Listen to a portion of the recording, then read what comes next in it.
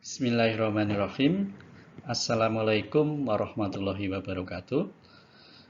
Alhamdulillahirrahmanirrahim. Puji syukur kita panjatkan kehadirat Allah Subhanahu wa taala.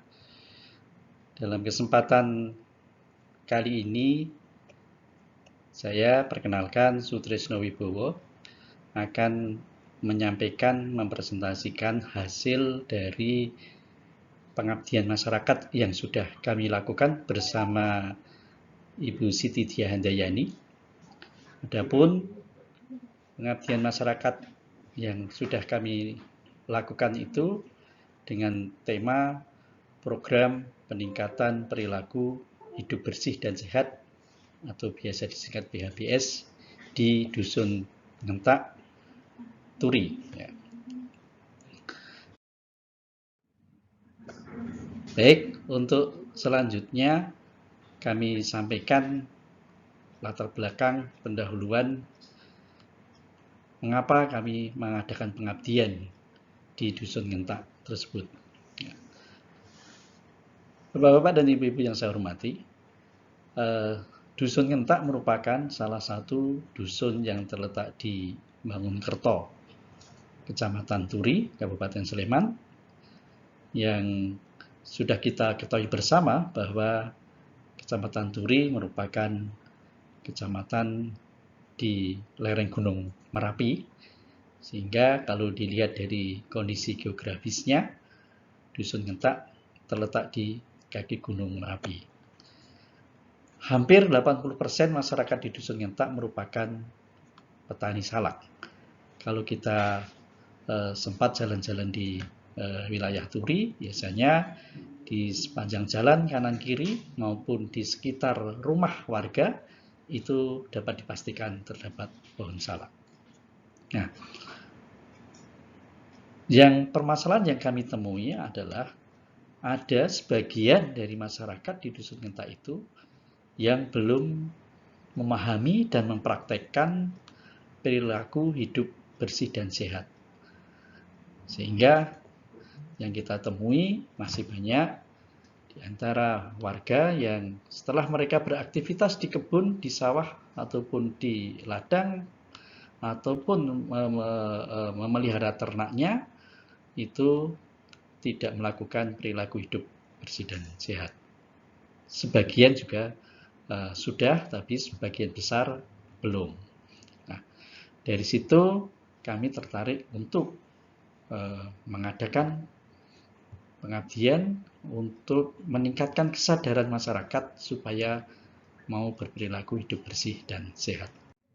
Nah, untuk selanjutnya, kalau kita mengacu pada indikator-indikator perilaku hidup bersih dan sehat yang dikeluarkan dari Kementerian Kesehatan, itu ada 10 indikator.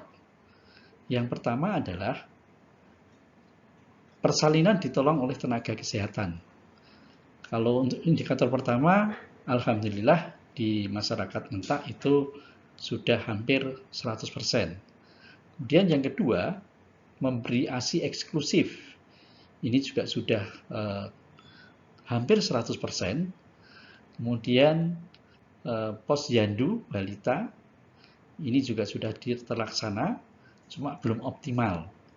Kemudian penggunaan air bersih, alhamdulillah, seperti kita ketahui bersama di lereng Gunung Merapi, sumber air bersihnya cukup bagus. Ini sudah terlaksana dengan baik. Indikator yang kelima, mencuci tangan dengan air bersih dan sabun. Nah, ya, di indikator kelima ini masih banyak kita jumpai yang belum melaksanakan dengan baik, sehingga prosentasenya masih relatif di bawah 50%.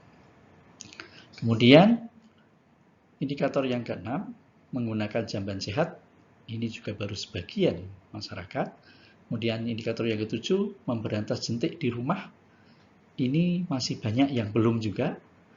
Kemudian indikator yang kedelapan, makan buah dan sayur setiap hari, ini juga belum 100%. Kemudian yang kesembilan, melakukan aktivitas fisik setiap hari. Ini juga masih perlu untuk ditingkatkan. Dan yang ke-10, tidak merokok di dalam rumah. Nah, ini menjadi tantangan yang luar biasa indikator yang ke-10 itu, karena seperti kita ketahui bersama, di lereng Gunung Merapi wilayahnya dingin dan banyak kebiasaan dari masyarakat itu masih merokok. Ya, ini yang tidak mudah. Baik, itu 10 indikator PHBS dari Kementerian Kesehatan. Nah, karena masih ada beberapa dari indikator itu yang pelaksanaannya belum optimal, maka kami mengusulkan beberapa program ya dalam rangka untuk mencapai 10 kriteria PHBS itu supaya bisa terlaksana semua di Dusun Ngentak. Kami mengusulkan beberapa program, antara lain yaitu kita akan mengadakan sosialisasi PHBS. Kemudian yang kedua, supaya PHBS bisa berjalan dengan baik, maka akan diadakan pembentukan koordinator atau kader PHBS. Untuk selanjutnya, yang ketiga adalah penyuluhan pola hidup bersih dan sehat. Yang keempat adalah pembuatan warung hidup dan apotek hidup. Ini dalam rangka untuk penataan lingkungan dan mengoptimalisasi lingkungan. Kemudian yang keempat, optimalisasi kegiatan posyandu. Ya. Yang selama ini posyandu diperuntukkan hanya untuk balita, maka lewat pengabdian ini akan dikembangkan untuk juga posyandu untuk lansia. Kemudian yang keenam adalah pemberantasan jentik, yang ini belum menjadi kesadaran dari masyarakat. Dan padahal di daerah dingin, daerah pegunungan itu banyak air yang menggenang di situ. Baik, untuk selanjutnya metode pelaksanaan. Ya, pelaksanaan program ini dilakukan dengan berbagai metode. Ya. Antara lain kami mengadakan penyuluhan atau ceramah, kemudian juga pendampingan dan juga observasi ataupun survei serta workshop dan praktek. Nah, itu yang akan kita lakukan. Baik, lanjut ke pelaksanaan dan hasilnya. Yang pertama, kami sudah melakukan sosialisasi program pada tanggal 18 Januari, dan ketika sosialisasi program, alhamdulillah antusiasme warga cukup baik sehingga banyak warga yang datang dan tertarik untuk mensukseskan program ini. Nah, dari sosialisasi ini juga kita mengetahui ternyata masih banyak beberapa indikator PHBS yang belum terlaksana dengan baik. Baik, untuk selanjutnya yang kedua adalah pembentukan kader PHBS. Alhamdulillah ini juga sudah kami laksanakan, yaitu pada tanggal 20 Januari, dan kader PHBS ini punya tugas untuk mengontrol masyarakat Ngentak supaya bisa melaksanakan program PHBS ini menjadi kebiasaan sehari-hari. Nah, alhamdulillah sudah terbentuk di setiap RT dan kemudian terus berkembang antar tetangga saling mengingatkan. Kemudian yang ketiga adalah pembentukan warung hidup dan apotek hidup. Alhamdulillah ini juga sudah terlaksana dan alhamdulillah kondisi lingkungan akan menjadi semakin baik, semakin bersih dan semakin produktif. Alhamdulillah dan juga ini bisa dimanfaatkan untuk menopang kehidupan mereka sehari-hari. Baik, untuk selanjutnya untuk sosialisasi dan praktek pemberantasan jentik ini juga sudah dilaksanakan pada tanggal 23 Januari tahun 2020.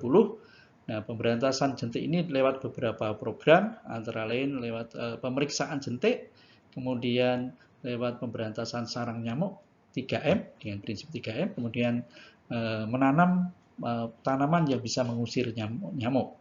Kemudian juga pemberian bubuk larvasida atau pembunuh jentik. Nah, ini kegiatan-kegiatan kami untuk pemberantasan jentik. Kemudian yang terakhir adalah optimalisasi posyandu. Ya. Optimalisasi posyandu ini ya yang sudah terlaksana setiap bulan sekali. Kami lewat program pengabdian ini meningkatkan layanannya, yaitu juga memberikan layanan kepada lansia yang berupa pengecekan kesehatan. Dan ini diharapkan nanti bisa berkelanjutan dan menjadi kebiasaan mereka sehari-hari. Nah, kesimpulannya adalah dari program pengabdian masyarakat yang sudah kami lakukan, ini dapat menumbuhkan kesadaran masyarakat akan pentingnya perilaku hidup bersih dan sehat. Hal ini ditunjukkan dengan antusiasme masyarakat mengikuti program ini, dan diterapkan langsung dalam kehidupan mereka sehari-hari. Demikian Bapak Ibu, hasil pengabdian yang sudah kami lakukan. Terima kasih atas perhatiannya. Assalamualaikum warahmatullahi wabarakatuh.